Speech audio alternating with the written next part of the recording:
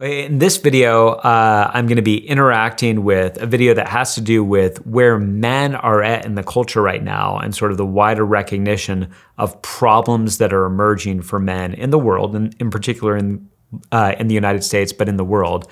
It's not from a Christian perspective, and so it'll be interesting to interact with the things that might seem to be on target and the things that might seem to be not on target. Because what we've seen is, as women have grown in economic power and economic independence, then of course they're going to choose to be with a man rather than being forced to, as in the old days. This is probably the greatest liberation in human history, honestly, that women can now choose whether to be with a man or not. More than 2 out of... All right, quick pause on this. I know we're just barely into this video and don't have a lot of context. I wildly disagree with what he just said. The idea that the greatest liberation that we've ever had in human history is that women can now choose to get married instead of sort of being forced to get married because that was their only opportunity for socioeconomic, thriving in the culture. I think that moving toward a reality when men and women are less likely to get married is not good for anyone. I think that there are elements of liberation that we can look at in this and say, okay, it is good. And on the whole, we'd say it is good for both men and women to feel like there's a choice in whether or not they get married. And as Christians, we don't think that everybody needs to get married. And at the same time, this is the normal state that we're meant to find ourselves in. It is positive to have the ambition to get married. Even the Apostle Paul, who thought that you don't need to get married to follow Jesus, also wrote Ephesians 5, which has to do with marriage showing Christ in the church. So I think that this is in some ways conceding too much. And the concession seems to be that everything that's happened is great for women, but unfortunately not as great for men. I don't think it's been good for either. 2 out of 5 households in the US now, a woman is the main breadwinner. 40% of American women earn more than the average man. These are huge economic changes and all for the good, but it does pose some really sharp questions about what fathers are for. And until we escape the obsolete model of the breadwinner father, then we will continue to see more and more men being left out of family life. Now, it's interesting because I kind of half agree, half disagree with him. On the one hand, we need to acknowledge that things have changed. We need to acknowledge the context that we're in. The point that I don't think I agree is when you talk about sort of, right, the breadwinning father is obsolete now because men can earn money women can earn money and don't need a man primarily to do that. It depends on how the family is actually functioning. If you actually want to focus in on raising the kids, it's very difficult to do that if mom and dad are both doing careers full time. Kids aren't going to turn out great if that's what ends up happening. And we could say, well, it could be the man or the woman sort of staying home and being the primary parent. And that's true in a sense. Women are much more suited for this. And I understand that in our culture that's considered to be sexist. I think that that's biblical. I think that that's also just patently obvious to anybody that's ever spent time with men and women. And so while I think that you could have a scenario where the wife is the breadwinner and the husband is the main sort of hands-on parent, and I think that you can make that work, I think it still is going to be the exception to the rule of a really healthy family unit. So I think that he sort of is dismissing, saying, well, we're past this. And what I would say is, all right, we may need to wrestle with reality on this. But if we as Christians are saying, how are we setting up our marriages and setting up our homes now?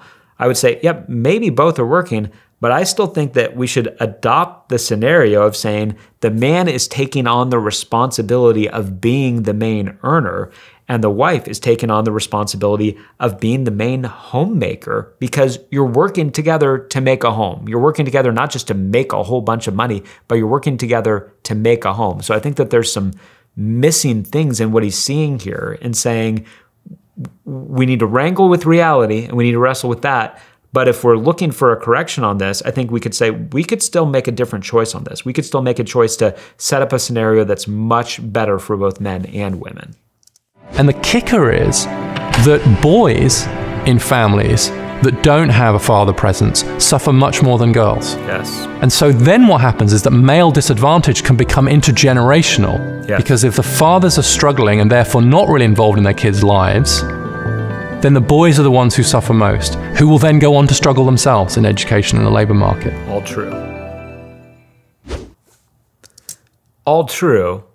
And this is, again, somebody could listen to that and say, well, we're okay with women getting ahead of men. Why is that a problem with women getting ahead of men? What I'd say is the problem is not women will start out earning men or get more college degrees than men, which they already do by a long shot.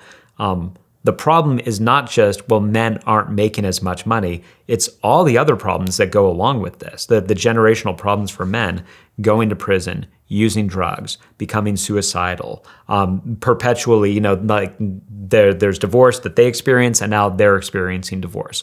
All of these things are much more central than just the idea of saying, well, we've got a problem because women are out earning men. That's not necessarily a problem. The problem is, at least to me, all of the other things going on. It's clear by now that marriage and social institutions and a sense of purpose matter to men.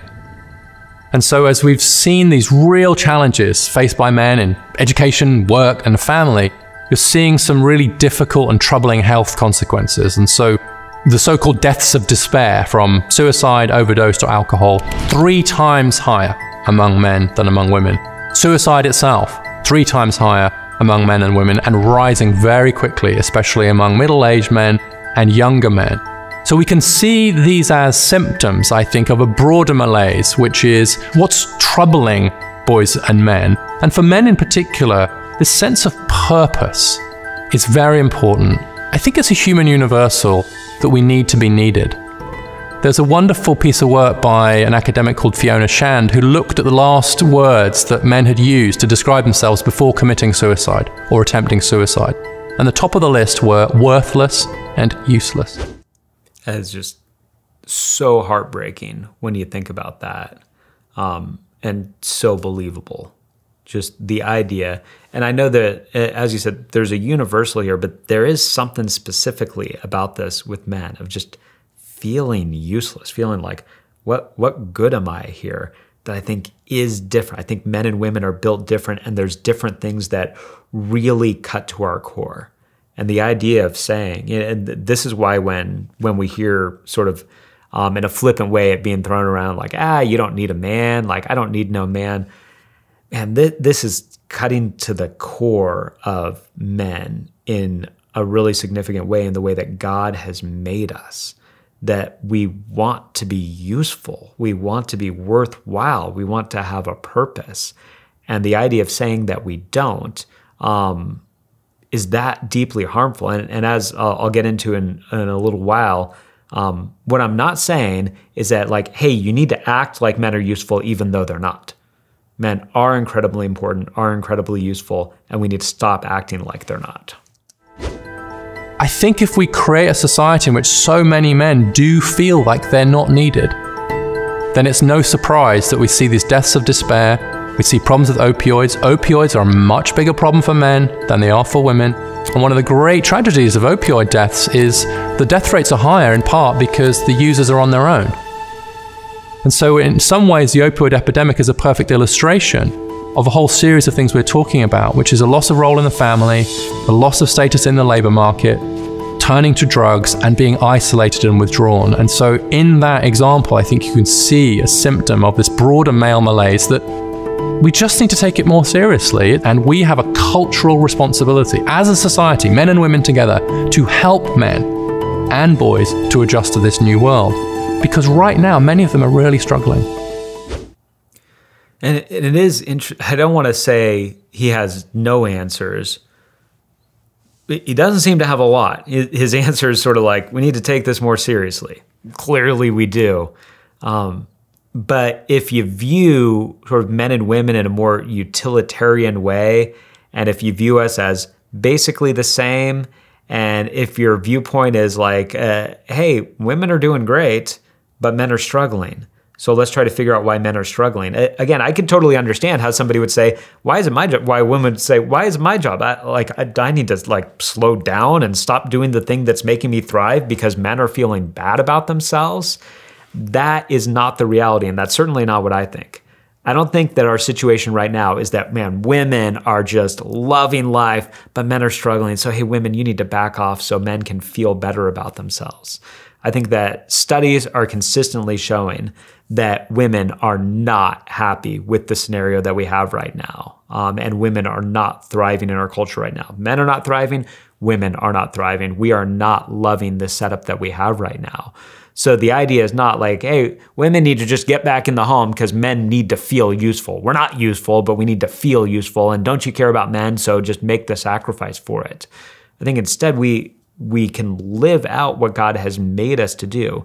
And when men are taking that responsibility of saying, I am going to be the provider and leader of my family, and I'm going to look to bring protection and covering, and there's something important about me being here. And when, especially in scenarios where children are involved, where the woman is taking on the primary responsibility to say, making a home for this children is deeply important, and I am here to do that, and I'm here to make sure that the kids are taken care of, and we're working together in this. And yeah, maybe I'm working also, maybe I even have a full-time job, but we're working together. We are collaborating together, recognizing that we each have something valuable to bring to the table. We don't need to pretend men are useful. Men are useful. Men are worthwhile. What we need to do is we need to start rejecting scenarios that we put ourselves in that put men in a position where their usefulness is being rejected.